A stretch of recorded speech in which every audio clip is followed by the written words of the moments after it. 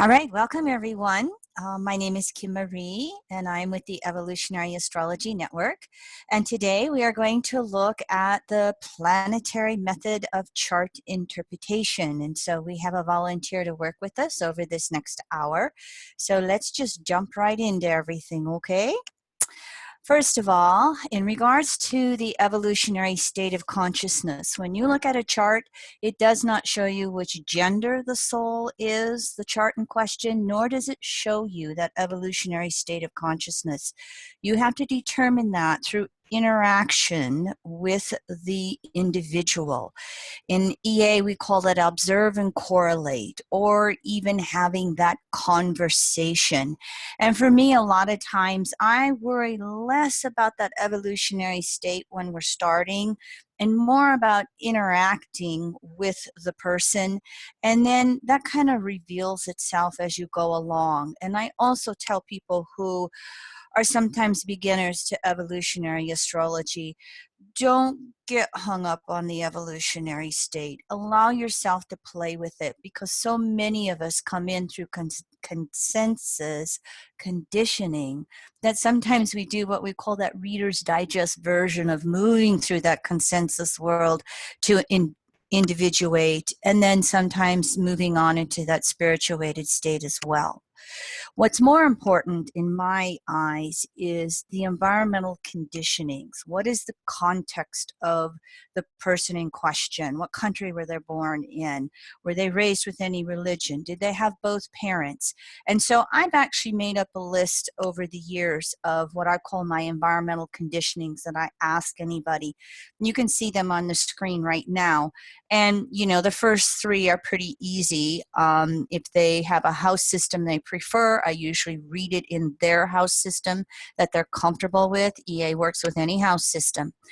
As you can see, number 4, the environmental conditionings, religious, spiritual, where they are now with their beliefs, parental history, history as a child, any children, economic, current occupation, relationship history. And then I always ask, is there anything else that you would like me to be aware of? And many times there'll be something that'll come up. For instance, in our volunteer today, she was in a serious auto accident and received a head injury from it. So that becomes something that we would call that vital history to become aware of. And I always also will tell the individual, if anything comes up during the session that you would just like to share with me, by all means, please feel free to share. The more we interact, the more it will help us with all the archetypes. Many of you might be familiar with what we will call that karmic dynamic, or the trinity of the past, which is how we start to look at a chart from EA's perspective. Pluto being known as the soul, and the South Node and its rulers being known as the ego the soul developed in the past to know itself. And so we will start out in evolutionary astrology with a chart and look to see where Pluto is by house sign, planetary rulers, aspects. This is going to give us the information of where the soul will naturally gravitate to for security reasons, and mainly on an unconscious basis, especially early on in life. We will start with where Pluto is by sign. That'll show us the generation that that soul was born into, and then we look to that individual house for the individual soul and more details from that generation it was born into. So let's just jump right in with our chart, okay? Pluto. Pluto in the first house. Now, this volunteer prefers a whole house system, and that means whatever degree that ascendant is, we just put every house to 0 degrees in case you're not familiar with this. Now, this female has an older brother. Her mother left the home at 6. Was raised by an angry father with her brother until mother kidnapped the children at 11. She changed their names. The brother ran away from home. This individual was left alone a lot with hunger issues. She left home at 16. She did get a university degree. Today she works multiple part-time jobs, and really by choice. She has her own house, she has a rental unit attached that helps with income, a car. Again, the severe auto accident that left to moderate brain injury, as you can see on your screen. So she, I think if I'm hearing her correctly, will get triggered a lot with the environment and people. And so, as you can see, we'll talk that first house, Pluto, needing to come back to herself a lot. She did have a 12-year partnership, and there was one child from it. I think it was a son, and he is now 17. And so she is still involved in a lot of therapy to help deal with the PTSD from her early environmental conditionings, also to work through abandonment issues. She really doesn't have much contact with mom or the brother, and her father is now deceased. I will go through this generational thing a little fast, because if you've been studying evolutionary astrology, we probably maybe have half the people on the call might be Pluto Virgos. Virgos are transitional archetype between self and others. And so the Pluto in Virgo generation, they're a very left brain generation, being born by or being ruled by Mercury, excuse me. Very analytical, all the Virgo words. They like to, tear things to pieces to figure out how it works. I call this generation, these are the health nuts and computer generation. they're the generation that helped make those two archetypes very common energy that all of us participate in. One of the things that can happen from the Pluto and Virgo generation is that cup half empty syndrome. They because they are transitioning from the ego of Leo to the equality of Libra, hopefully, they can come in with a sense of self-doubt, not as strong of self-worth. And so that then leads to those Virgo phrases of procrastination and I'm not quite ready enough. When you look at Virgo in its natural state, these are the healers of the zodiac. These are the people who are the caretakers of others. Sometimes they have to learn to take care of themselves as much as they want to take care of others. But natural Pluto Virgo generation, they are gentle souls. They are, again, caretakers and healers, and they will continue to evolve along those lines and address that more and more throughout their life, regardless of what their occupation is. When you then take the Pluto Virgo generation and put it into the first house, this is an initiation for a soul. This is a new cycle on an individual level that the soul is working its way through. And I'm going to bring in the rulers here of Pluto on the screen now. You can see that Pluto Virgo, of course, is Mercury up here in a last quarter square to Pluto. Here's Mars, ruler of the first house, new phase Pluto. So in EA, we'll look at those 8 phases between Mars and Pluto to see how many lifetimes the soul's coming in with that individual house signature, to gather how long the soul has been working on those signatures. Here we have Mars, new phase Pluto, 2 degrees. This could be the first lifetime in a while, if not more, one of the more recent, lifetimes. It could be the first lifetime or 2 or 3 maybe. But this is a whole brand new cycle that the soul is starting on. And so first house, think of that Aries energy. First house Plutos are like me, myself, and I against the world that's out there. And so one of the things to recognize is all of that Aryan defensive energy will come to the surface with this type of a signature.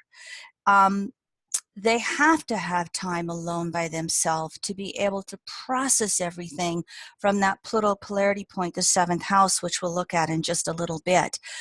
One thing, though, to recognize with first house Plutos, they have as much relationship karma as a seventh house Pluto.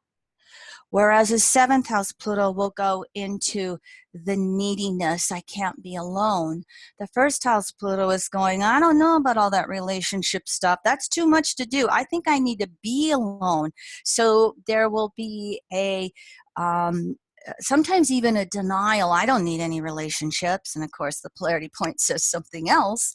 But there is that need to, find myself and find my independence and who am I and what am I going to do with my life and my world. And so these are the loners of the zodiac. And we have to observe throughout the whole chart to figure out how are they actually going to come out into the world. Now, next, what we will do then, after looking at Pluto by sign and house, and again, I'm snapping through with bullet points here. I will touch in with you, volunteer, and if anything doesn't seem accurate for you, you are, by all means, welcome to unmute and interrupt, okay? Now we're going to look at the number of aspects that other planets make to Pluto so that we can kind of get what we call that evolutionary pace. We're going to fill it in with Pluto, okay? We're also going to look to see, is Pluto retrograde? Well, in this case, we can already see here that Pluto is not retrograde. However, Pluto makes aspects to 8 other planets, and I will bunch Chiron in the group for sake of languaging. Look at this stellium here that we have going on now in this first house as we start to look at everything. Moon, balsamic Pluto. How well is the soul learning emotional self-reliance? We have, of course, that Uranus-Pluto mini-generation balsamic phase. This right off the bat will tell us there's trauma. This soul came in. Sometimes when you see a first house Pluto, or you see outer planets in the first house, they will indicate that perhaps the soul did not have a longevity lifetime in most recent lifetimes. We're looking at 2 outer planets here, Uranus and Pluto, balsamic conjunction to each other with the mother there. We already see from the environmental conditionings, mom just came in and re-imprinted trauma for this soul as a young child. But we could also start to question and ask whether or not the soul has any memories or has done any therapeutic work in regards to past lives to see if they have a lifetime or 2 in recent memory in which, again, they didn't live so long. There's a Chiron opposition to Pluto and to Mars. Chiron could even bleed into an opposition with Uranus with the rest of the stellium that's going on here. There's a waxing sextile with Neptune, waning sextile with the Sun, and then, of course, ruler of Pluto by generation with Venus, last quarter squares. So this could also then start to fill in that picture for us where in the early environment, this is a soul in which, everything was just chaotic, Gemini. It was scattered all over. There was a sibling involved. This soul, was always the last quarter square, crises in consciousness. There was that self-reflection going on a very internalized level early on, going, well, who am I and what am I doing in this environment and this family? It could have had them crawling in even more into themselves. It could possibly have had them trying to find a voice. This is the house of the authoritarian parent, which most likely with these conditionings could be the father. Angry father. So perhaps a lot of verbalization from the father. Perhaps this soul either went defensive with that Aries soul, or they crawled in upon themselves, and it took a while to find their voice, to have a safe environment to feel like I can speak up and say something. Volunteer, let me just stop for a moment and get some feedback from you. I'm feeling incredible resonance with this. A phrase you just used about crawling in upon yourself and waiting for a safe environment in which later to express myself totally applies for me. I really love how you went through everything and kind of framed it. And the interesting thing for me is that the auto accident in 1999 was in some ways a crisis that became a blessing, because it was what woke me up to the need for self-care, which was what then put me in touch with the sort of the safe environment that brought my voice. You know, I started doing a lot of writing and therapy, and it's been continual, and I've had to do it to survive, but it's what's been enabled me to kind of go back and look at the earlier stuff and try and unravel it. Yes, yes. Yeah. Thank you. One other thing, not only can sometimes slower moving planets in the first house be a signature of lack of longevity in past lives, it can also signify head injuries. And that can be a lot of planets in the first house, regardless of the planets involved. Uranus rules the brain. Here it is, balsamic to Pluto in the first house. I have watched several first house Plutos will have head injuries. You know, sometimes it's just falling off the teeter-totter and, you know, you put a scar on your cheek or something like that. But in her own words, the head injury that turned into the blessing that woke her up, that then again, let the last quarter square, let these more receptive planets to Pluto start to come up and come out and express themselves. We could take Pluto and talk for a whole hour, but we got to move on. So let's start looking at what we call the ego that any soul will develop in order to have a more conscious relationship with itself and know itself.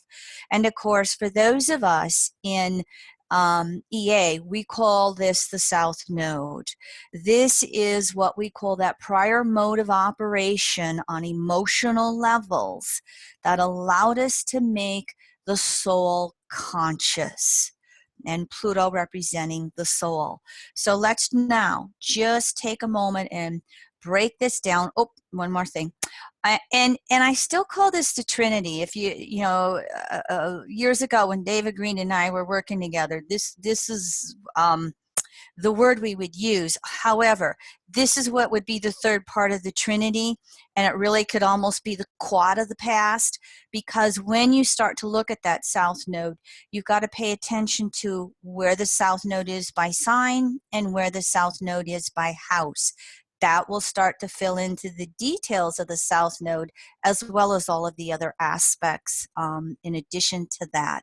So let's take a moment here and look at where the South Node is for this first house, Pluto. Here's the South Node over here in Capricorn, 5th house. So ruler by sign is Saturn, Aquarius retrograde in the 6th. Ruler by house is this personality of the sun up here in Cancer, 11th house. So if we just start to look at the ego that this first house Pluto gravitated to, this could be another signature of a shutdown in the early childhood environment. Capricorn can be a sign of suppression. And it takes a while for Capricorn to mature and know itself. And if you put Capricorn 5th house together, which is Capricorn Leo, you really then want to start to question, what were the parents like? What was the early environment like, 5th house? Well, we can start to, I mean, we've got the language right up there on the screen for us, but look at the reiteration here now with Saturn, the authoritarian parent, being in Aquarius in the 6th house, another Virgo signature. Here's a signature for trauma all on its own. And when you have the Saturn, the structure of consciousness in Aquarius, it not only signifies trauma, it signifies mental trauma again, but it will signify frozen thinking. And you put it in the 6th house, and this can be someone who will go into not only the brain freezing up on them, it can get into some of what I call with Gemini Virgo circular thinking, the worrywart energy, going round and round and round and round and round. And so here's this soul trying to come in and rebirth itself, know itself, and right out of the chute, it's got this identity crisis. And emotionally, it's got all of this energy which says, if I don't shut down and protect myself, it will be so chaotic. And this is going to be reiterated by the sun in the 11th house and in Cancer. The chaos of the emotional environment, the early nurturing environment, the abandonment issues. Abandonment issues can come with first house Plutos. They can come in various ways throughout the chart. Second house, eighth house is two ways in which we know it from intimate relationships and survival issues. But we also have just got these two signatures then to this ego of the past that say, it's not safe in my home environment. It's not safe with either parent. And so again, causing the soul to go, it's me, myself, and I better figure this out all by myself. It would cause this soul, and this is reiterated by a South Node in Capricorn, to grow up fast. There's no playing. Everything is one crisis to the next. So figure it out. Figure out how you got to take care of yourself. Now, let's start to add on how many aspects that the South Node makes. And I should back up and tell you one more thing as well. When Pluto starts to make more than 3, 4, 5 aspects, that evolutionary pace gets pretty fast. So I neglected to say there were 8 aspects to Pluto back there, which meant this soul is not going to have a lot of rest. It is going to metamorphose with all of that planetary interaction. Well, guess what?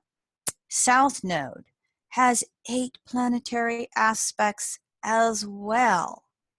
So this is a soul who literally came out of the birth canal running. No time to rest. It is just like full speed ahead. Here we go.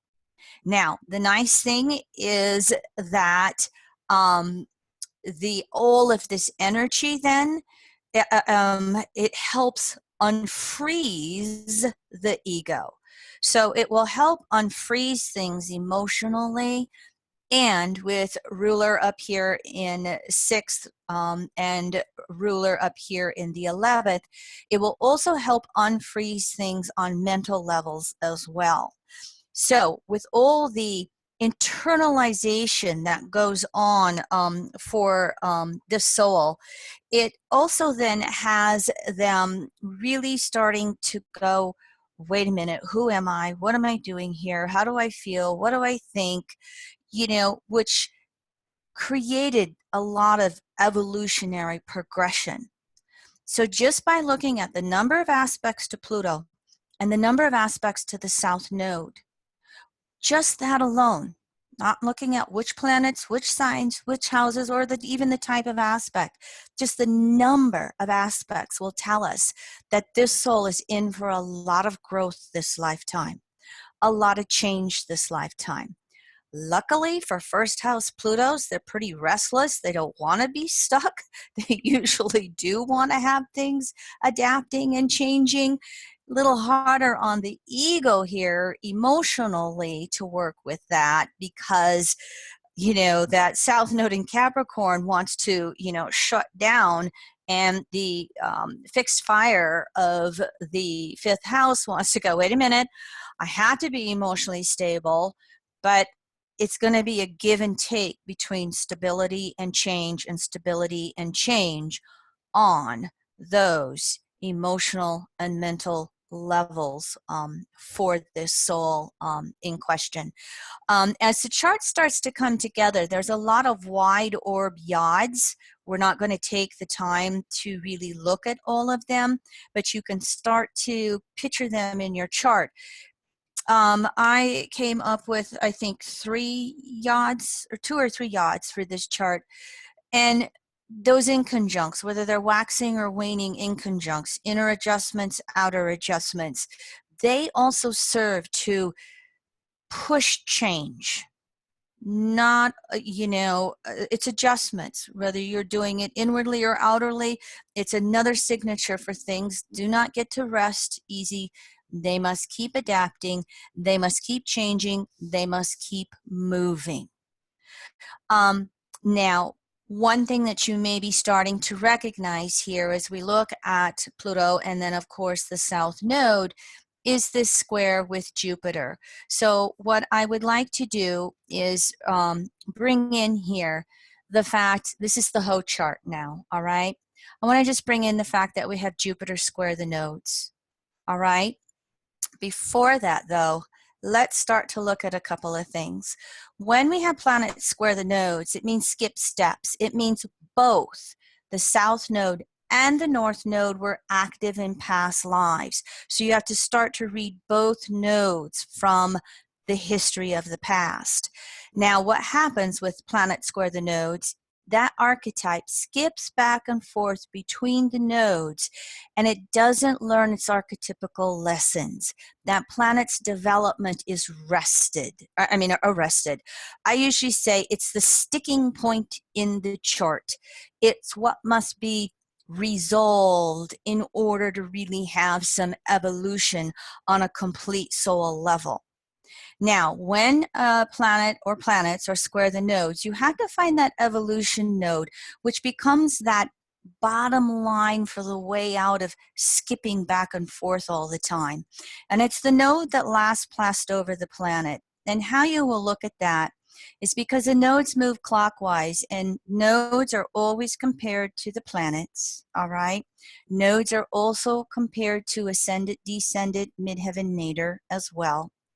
You will start with the planet and you go clockwise until you come to the first node, and that's the node that is the resolution node. If it's South Node, there's something about the past that we must return back to resolve, to heal, and we must consistently apply that planetary archetype to the South Node. Something must be readdressed before that North Node is allowed to really evolve forward emotionally. If the resolution node is the North Node, then that planetary archetype has to be consistently applied to that node, and that means the future's the bottom line. It's not about going back, it's about going forward, forward, forward. And as you consistently move that planetary archetype forward through the North Node, then the South Node will metamorphose with all of its issues away from the past. So here's the visual for you on the screen. If we look at this, here is Jupiter. The nodes go clockwise, and so we follow this arrow clockwise, and you will see the first node we come to is the South Node. So in the case for this particular soul, Jupiter does have to go back to that ego of the past that we just spoke about. Now, Jupiter is the archetype of growth and expansion. It is being able to assimilate something in your world. Yes, it's conscious beliefs. Yes, it's the right brain. But, sorry, I am talking fast.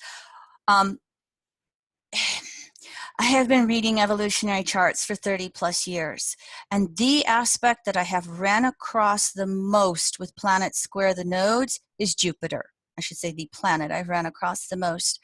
Jupiter square the nodes, Jupiter square the nodes, it just is, it'd be a bell curve with Jupiter up here and all the rest of the planets down there in regards to how many people search for and end up finding evolutionary astrology as a way out of the confusion with their beliefs.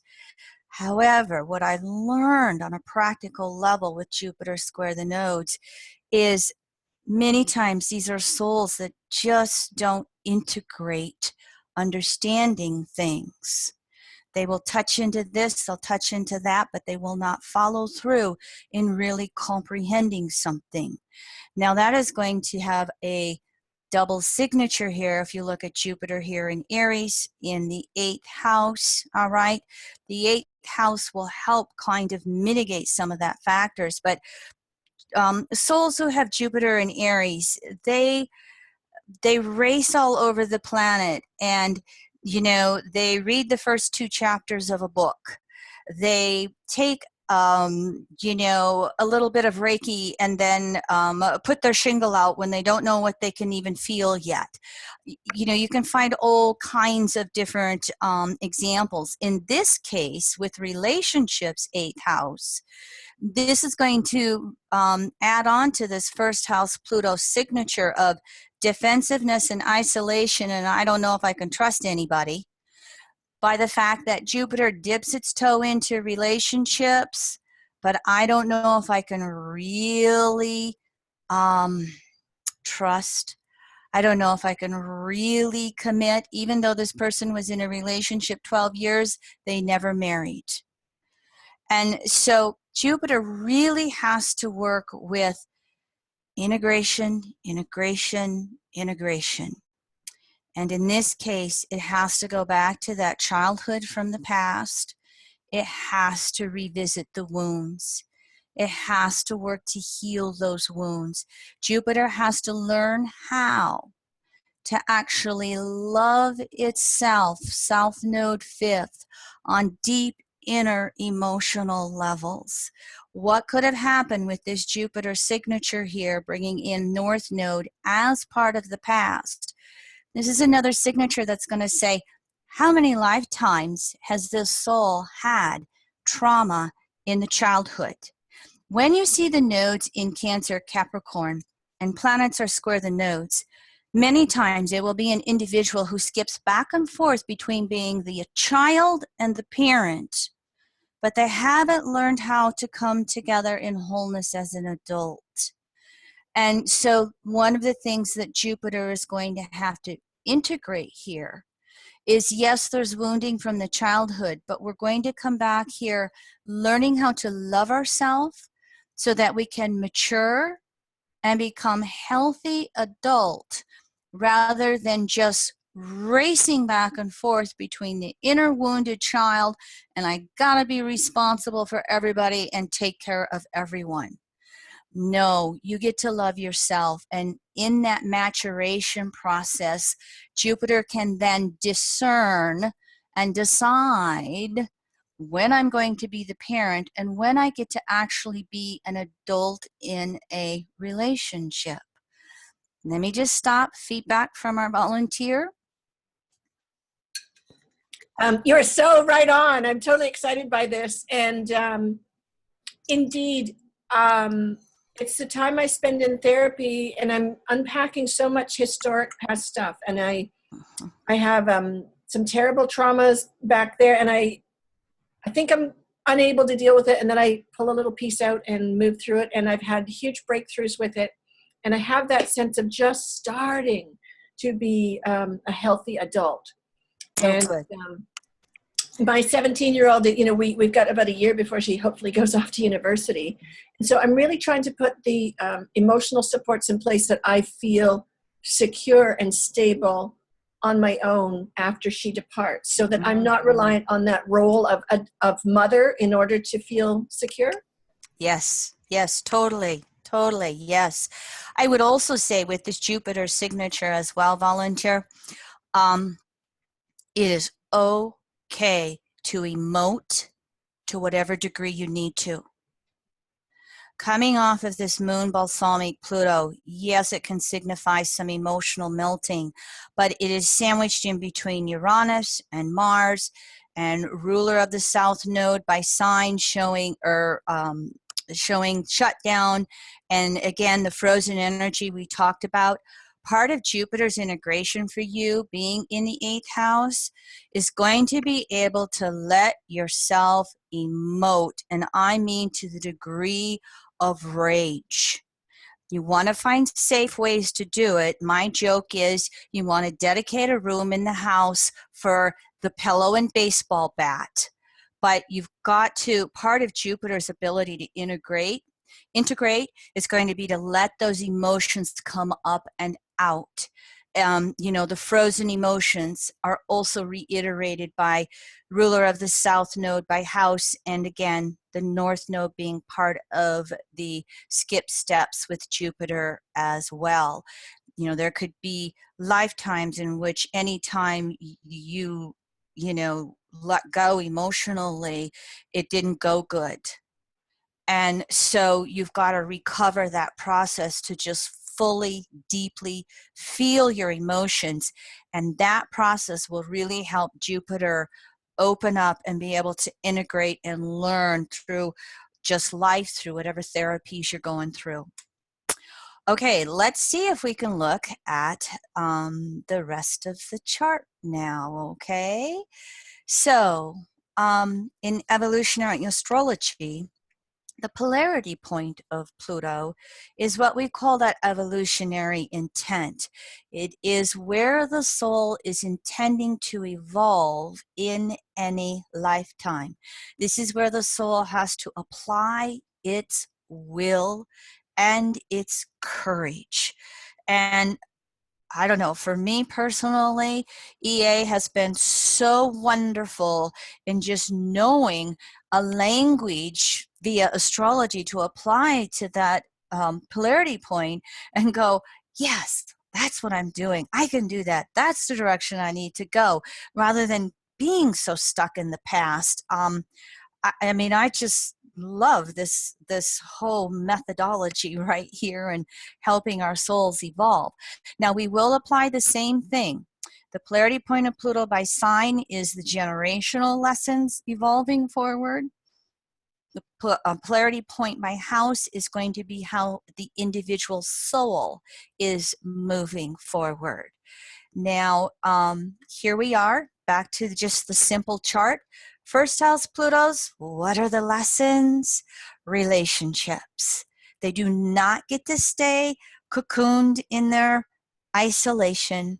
They do not get to use the excuse of defensiveness all the time. What can happen with first house Plutos is they'll be in their aloneness because it feels safe, until the point that they're so lonely or bored that they then jump over into the first relationship that comes along. And so this brings up for first house Plutos that lesson of seventh house discernment. And moving over into relationships, what I will many times tell first house Plutos, especially if the environmental conditioning is I want to be by myself, yes, you need a certain amount of time alone, but the lesson is to learn how to do it through relationships. And with the seventh house, it's the diversity of relationships. I'm not saying you have to go off and marry anybody. You don't have to move in with anybody, but you've got to really be able to honor those intuitive hits that say socialize. And then you have to, as we just said, express your will to go, I'm going to go out into the world of relating and see what type of feedback I can get about myself. And sometimes when you will put it that way for these souls, it kind of lessens that fear of, oh my God, I'm supposed to, move in with somebody and I just don't think I can do that. We also, looking at the generational lesson with the polarity point being Pisces, depending on how the client presents themselves to you with their evolutionary state of consciousness, they're not going to understand when you say, well, you got to go out there and have a relationship with source first before everybody else, before anybody else. You really have to commit yourself to a spiritual life. And they go, well, how do I do that? I want nothing to do with religion, and so I've learned over time to kind of soften that Piscean polarity point for Pluto Virgos. You must keep discovering what gives you value and meaning in the world. By the world, you have to find what gives you value and meaning within yourself. And so if it does lead you down a spiritual path, that's good. But it can be as simple as the relationship with yourself having value and meaning, and then taking that into the world. So you've got to go out into the world and feel safe and okay in the world, however that happens for you. Do you trust the world? What do you have to do to build trust with the world or the universe? In other words, as we've always talked about with EA, sometimes there's learning to adjust your languaging. Now, if I'm working with somebody who's third individuated, first spirituated, then I can use that language and say, you must have a language with source first, Pisces polarity point, and then work to have that reflected through your relationships. And if it reflects through, good. If you cannot find a spiritual meaning or energy with other people that you relate to, then there's your clue that maybe they're not to be in your world right now. So soften up that Pisces polarity a lot of times and just bring it down to what gives you deep value and meaning. And oh, by the way, first house Pluto, a clue for you, relationships. Now, let's add on the rulers of the polarity point as well. When it's in Pisces, it's Neptune, and in the 7th house, of course, this is Venus. And Venus is up here in 10th house in Gemini, as we had looked before. Neptune is over here retrograde in Scorpio. It also is in a trine to the Pluto polarity point. Pluto had the sextile. The polarity point has the trine. You can look and bring in that Pluto polarity point as well to help them figure out how it is that they are to go about relationships, how they are meant to be finding some value in their world. Of course, for the Pluto and Virgo generation, Pisces polarity point, Neptune. Many times Neptune is in Scorpio.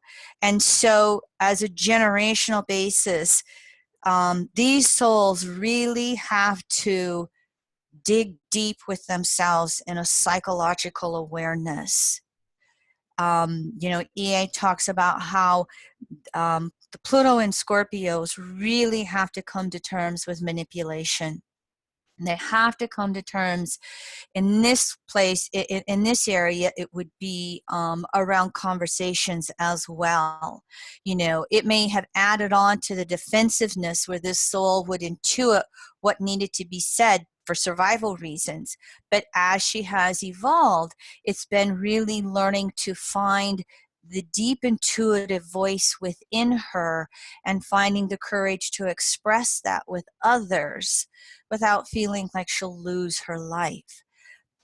Venus over here in Gemini is going to reiterate that for this soul. She is here learning relationships, and she's here to learn how to speak up in relationships, to find her voice in relationships. Part of it will be to also take charge of her life right here. Venus, survival, 10th house, maturing, growing up.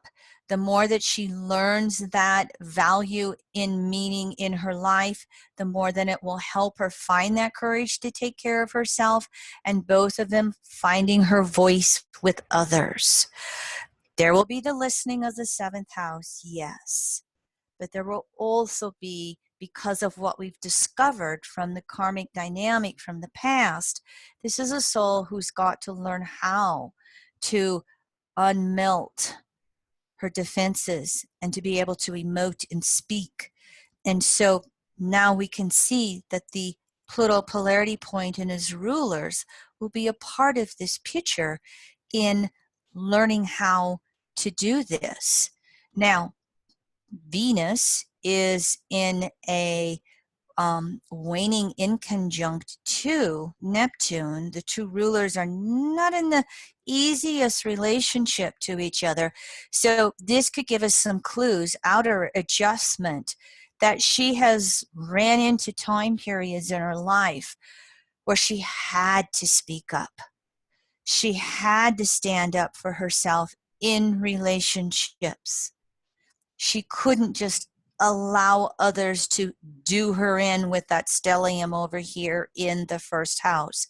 Now, sometimes there will be someone who will come along, either has something powerful to say or has something that she needs to hear, where the outer adjustment forces her to listen.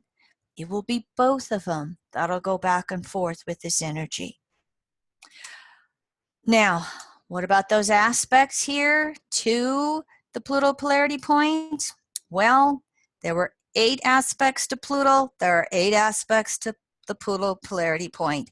Same thing with the nodes. However many there are with the south node, there is the opposite one with the north node. So here's all these planets again. Oh, look at this one here. Look at retrograde Chiron here, leading her forward into healing in relationships, being able to heal herself through relationships, helping her learn how to have the equal giving and sharing in relationships. It is possible earlier on that, relationships just caused her more wounding and pain. Yet through the own evolution of her soul, she's realizing, I need relationships. And oh, by the way, that is the channel or the vehicle through which I am doing my healing.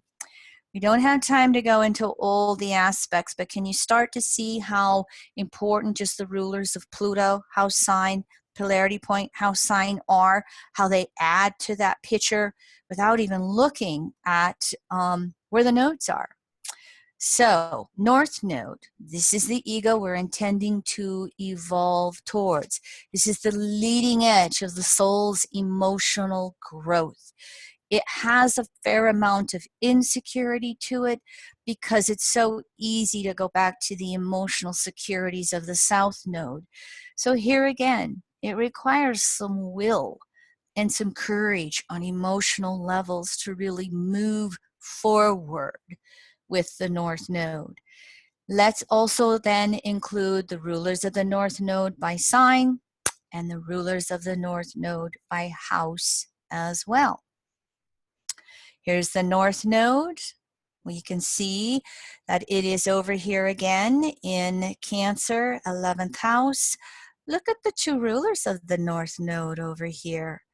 They're in the first house, and while they're balsamic to Pluto, we'll look at both of these. If you look at just the rulers of the North Node by themselves, Moon is new phase Uranus.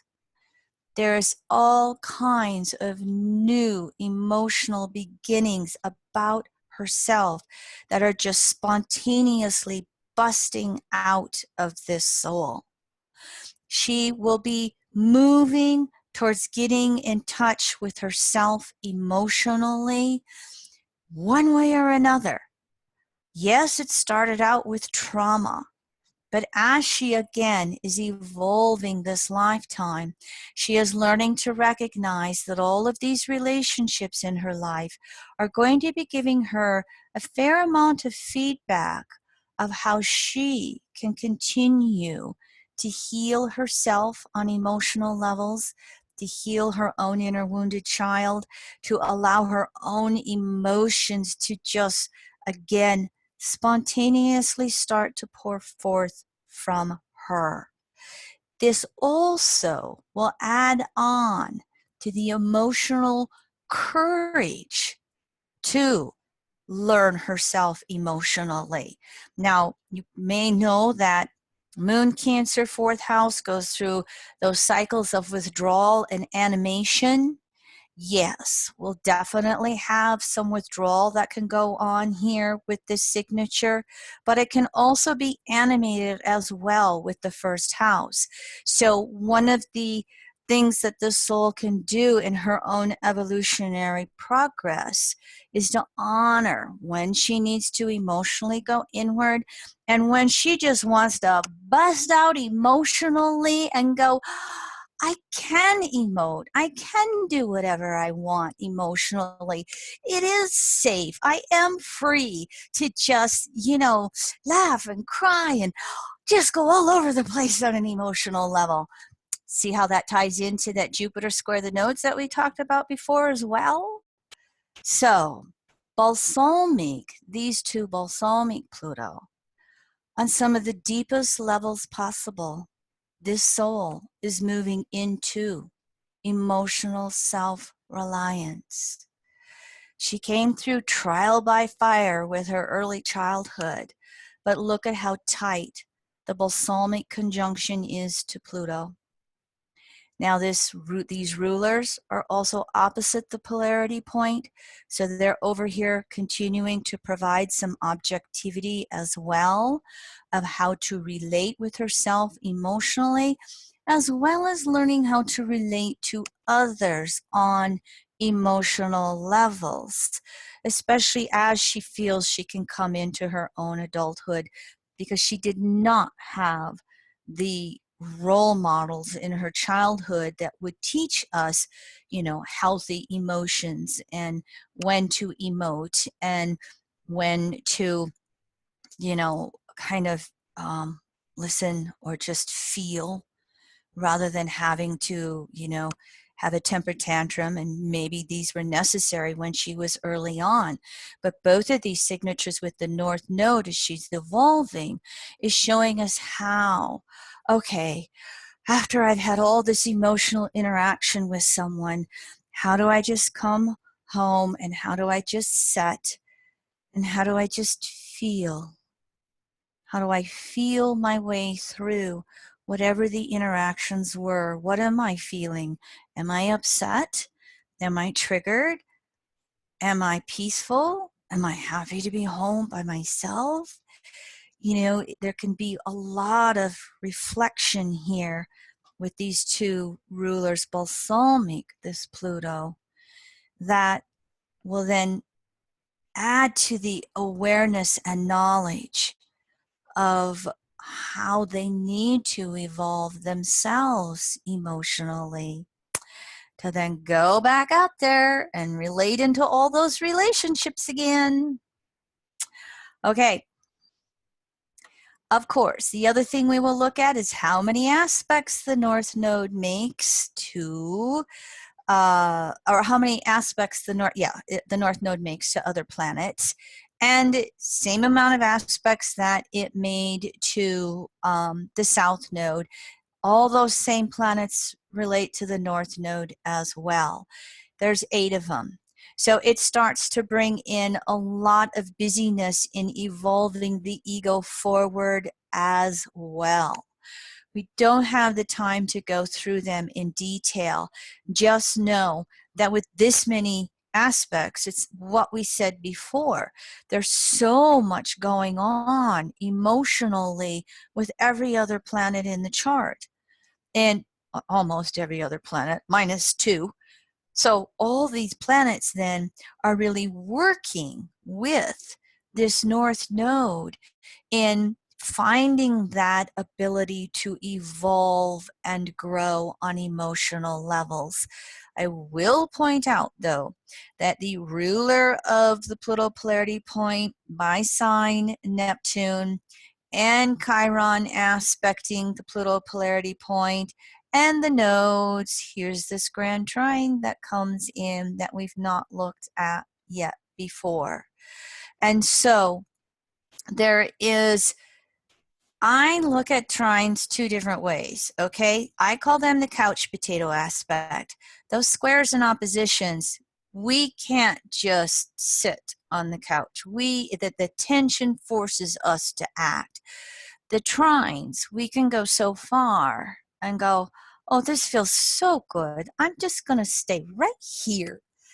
And so the rest of the planets in this chart and this host stellium in the first house really help this grand trine in all of its emotional awareness and understanding and evolution, instead of, being stuck and feeling that I'm an emotional victim. No, why did my soul draw in this experience, this lifetime? And what is it to teach me and help me with in my emotional healing process? Okay, so here's Jupiter back in with squaring of the nodes. And this is the last of my slides, and I made it through. And so I will put this, I'm going to do one thing. Here is just a little slide of the different ways that I teach evolutionary astrology that you can go to ea.net and find more info. So now here we are, back to the whole chart. I want to just hear from our volunteer now. Pluto polarity point, adding in that north node. Feedback from you, sweetie. As soon as you talked about the trine and the whole lesson, like what I'm here to do, and I'm going to be doing the healing, and it's about emotional expression. It was absolutely, that's sort of my life motto right now. And it felt really resonant. And I've always sort of wondered what Neptune's role was in all of that. And I totally get it. Thank you. Yeah.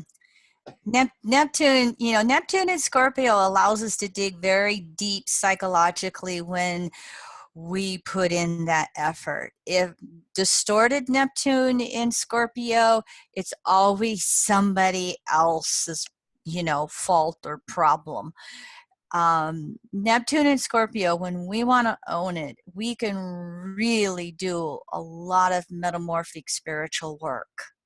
And you got that grand trine, including the Pluto polarity point, helping you with that. So go for it. Anybody else? Let me questions, comments from anybody? This was fast, but hopefully you could follow along, and you'll have this to re-listen to on EA.Zoom. EA Zoom. Kim Marie, thank you for this really excellent teaching tool. I'll use this a lot. Oh, you're most welcome. My pleasure. If you are, somewhat of a beginner to astrology, but it's, your desire to learn. I do use Solar Fire when I create these charts. And I have told beginners sometimes, you saw how I did it through these PowerPoint slides, literally took everything out of the chart but Pluto and its two rulers. And so sometimes when you get that, all the other stuff out of the way, it can allow you to then just go in and focus on Pluto or focus on that north node and its rulers. You could do that like I showed you, to deepen some of your studies of the archetypes and help you get past some confusions if it's too much to look at in the chart. Thank you, that's helpful. I have done it a little bit by hand. I have a Mac and I'm waiting for Solar Fire, somebody to be easily Mac compatible, but it's certainly possible done by hand. And it's rewarding. Good point. Quite rewarding. Yes. I actually learned how to cast charts by hand because when I started studying astrology, there were no computers. I'm dating myself. Anybody else? Questions, comments? Kim Marie, I had a question. Does that Chiron retrograde, by it being retrograde, does that automatically kind of force her back to the first house? Oh yes, it forces her back in upon herself.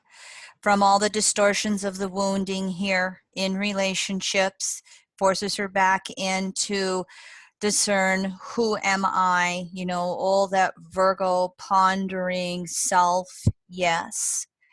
And then as she's evolving through relationships and learning how to be in them with meaning, Pisces, on an equal basis, she gets thrown back in whenever that equality is not there. And so is it, you know, her defensiveness coming out that wants her to overpower the relationship, you know, in order to feel safe? Or is she running into someone who overpowered her? You know, she did say in the 12-year partnership that oh boy, I remember abusive narcissism, if I was remembering the environmental conditionings correctly. And so she was in a relationship with a partner who was very overpowering for her, and that would force her back in until she couldn't handle it anymore, and she'd come back out and have to, you know, defend herself and relate with this overpowering person. And, you know, it finally was to the point that she left the relationship because of the inequalities. You are correct. Any retrograde planet always points to its polarity point.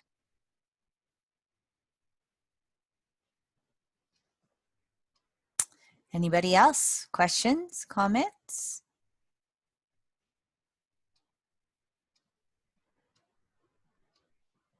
Hi, Kim Marie. Yes? Can you hear me? Yes, I can. Hi, this is Marty in Oregon, and I just thank you. I came in late, and I look forward to watching this again on EA Zoom. Oh, wonderful to see you. Hi. Long time no see. Same here. Thank you so much. You're welcome. Anybody else? Okay, we have 3 minutes left.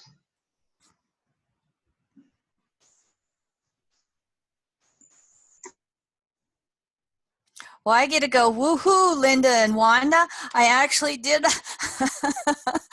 it ahead of time this time. Oh, great. Kimberly, could you please click on stop share at the top of the screen, the red section? Yep. Mm-hmm. Yes. Beautiful and great. We have 18 people here, so thank you so much from all of us. And we're looking forward to seeing you next time. Thank you very much. Would you all please thank Kim Marie Weimer, everybody? Thank you. Thank you so much. Thank you. Thank you. Thank you.